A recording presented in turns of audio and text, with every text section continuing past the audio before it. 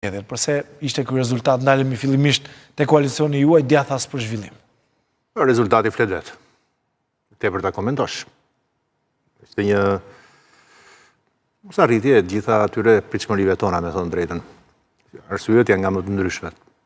Arsyet e para me shumë gjas janë ato të cilat na përkasin ne të cilët dolëm në këtë koalicion, me sa duket nuk ishin suksesshëm tek përcjellja e tezave, qëndrimeve, ideve, projektit tonë, tek e fundit.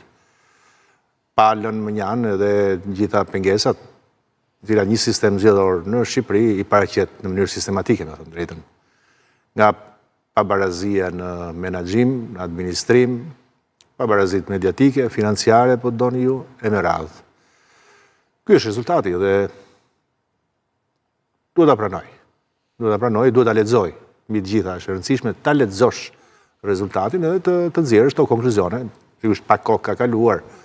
Megjithatë nuk është se gabon tek fakti që po. Me sa duket, projekti ynë nuk është se u përshëndet nga shqiptarët.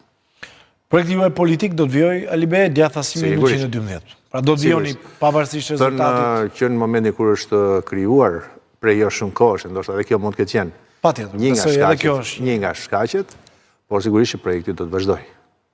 Për shumë arsye. Për faktin që edhe tani në përfundim të rezultatit të zgjedhjeve, besoj dhe është edhe akoma dhe më e nevojshme pasja e një grupimi politik i cili përfaqëson në mënyrë të qartë dhe që duhet të jetë spektri politik dhe ideologjik i djathtë. Ndaj, ky është një rrugtim. E kishim parashikuar që kur u krijuam së bashku me kolegët e mi, që do të ishte vetëm një stacion i parë.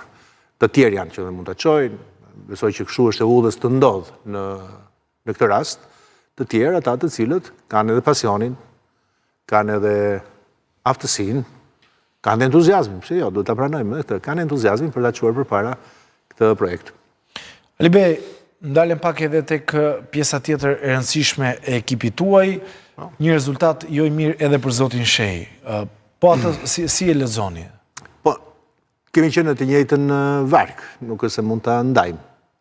S'mund ta ndajmë as përgjegjësinë edhe as angazhimin. Zoti Shej, tani do duhet t'i them edhe dy fjalë, si kam thënë asnjëherë, për të me që ma bëre pyetjen, një nga njerëzit më të mençur të politikës shqiptare në 30 vite. Një personazh i cili gjithmonë është munduar të fusë arsyen, logjikën përtej ekstremizmeve, një nga mendjet analitike politike më të shquara në këto 30 vite. Koherent në qëndrimet e veta. Po, me sa duket, edhe siç vetë zoti Sheje tha, me shumë